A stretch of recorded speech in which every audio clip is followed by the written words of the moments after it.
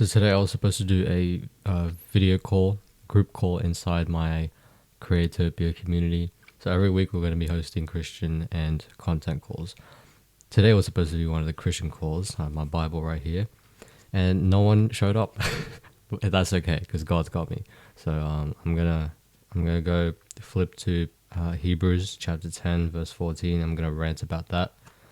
I've got some stuff to show and share because it pretty much summarizes the gospel in one verse. I'm currently flipping to it. Just give me a sec. Okay, so it's Hebrews chapter 10 verse 14, right?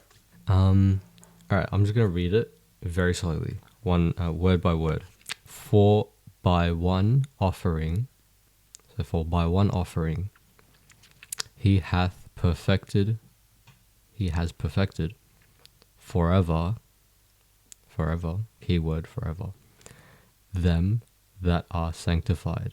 Now, for some context, I'm gonna read the previous chapter. The actual chapter, the verses before. So from verse 10 to verse 14, that's when it's really important. By the which will we are sanctified through the offering of the body of Jesus Christ once and for all. So as Jesus, died for our sins, he basically sanctified us, which pretty much means purify from all of our sins, right? Everyone knows that. 11 says, and every priest standeth daily ministering. So all these priests be doing their thing, right? And offering oftentimes the same sacrifices. So they do lots of offerings, right? Typical priests, which can never take away sins. Those cannot take away sins. No priest in this world can do that, right? Let's distinguish that because it says here, by which we were all sanctified through the offering of the body of Jesus Christ once for all. One time Jesus died for all of us. So that's that, right? But this man, after he had offered one sacrifice for sins, he's referring to Jesus, right? But this man, after he had offered one sacrifice for sins forever, he sat down on the right hand of God. One sacrifice for sins forever. All right? That's going to be important when we get back to verse 14. From henceforth, expecting till his enemies be made his footstool. Keyword there is enemies, right? So he's talking about his enemies right now. If we go to 14 again, it says, for by one offering he hath perfected forever them meaning enemies. I'll break it down word by word, right? I'll actually pull it up on my computer. Just give me a sec.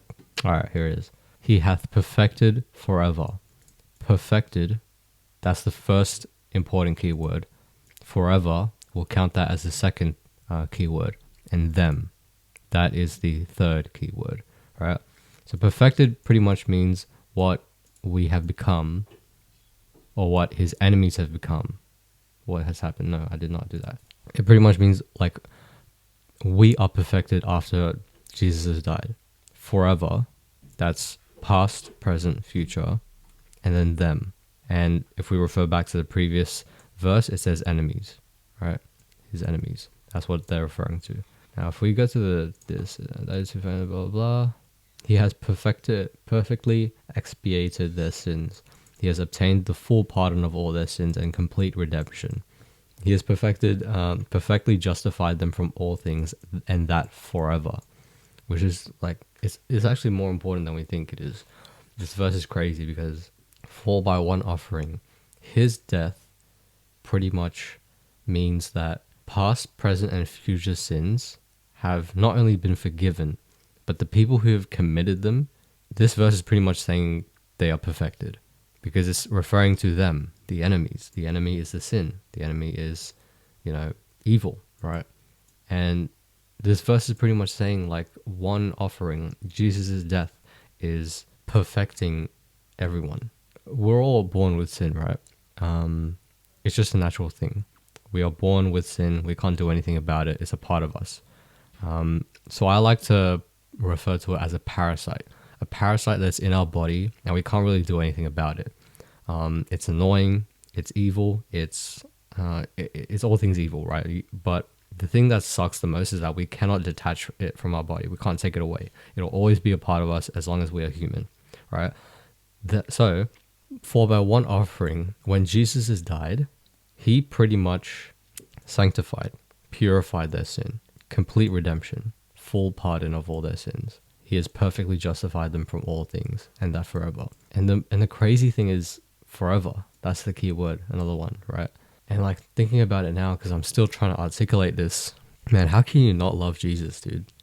For by one offering he hath perfected forever them that are sanctified. Everyone who is purified from his death, from his sacrifice of flesh, has been perfected. Everyone that you know now, today, because we are the future, is perfect no matter who you are. Even if you do the craziest sins, you are still perfect. Because you've already been forgiven, and you're already perfect because Jesus has died for you. And people continue to sin. People continue to live this toxic lifestyle, you know. Drugs, money, bitches, addictions, bad mental health, toxic relationships, whatever. There's so much of that in today's world. And like, this verse is pretty much saying all of these people who are committing these sins are perfect. But they don't believe that. And I think that's the problem. The problem starts with, first of all, the lack of knowledge from this one verse, right? Second is the lack of belief and the lack of trust that we have for Jesus. That we, them, the enemy, us, sinners, natural born sinners. So yeah, them is pretty much referring to the world, past, present, and future. We, the people of God, right? Including sinners. So yeah, it's crazy. Yeah, I'm gonna have to tattoo this on me or some shit. I'm kidding. I'm kidding. But yeah, that's the thing that we're studying today. And yeah, I'm gonna upload this on YouTube just cause hopefully it helps someone out there. I don't know. Probably no one's gonna watch this because nothing is working out for me. But it's alright because God's got me. God's got a plan, bro. I'm telling you, bro. But yeah, this is a chill spot. If you want to join me in these calls, you can always click the link in the description and join my community. It's called Creatopia.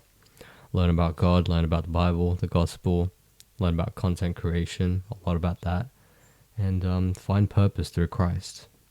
Improve your mind, build your body, grow your spirit.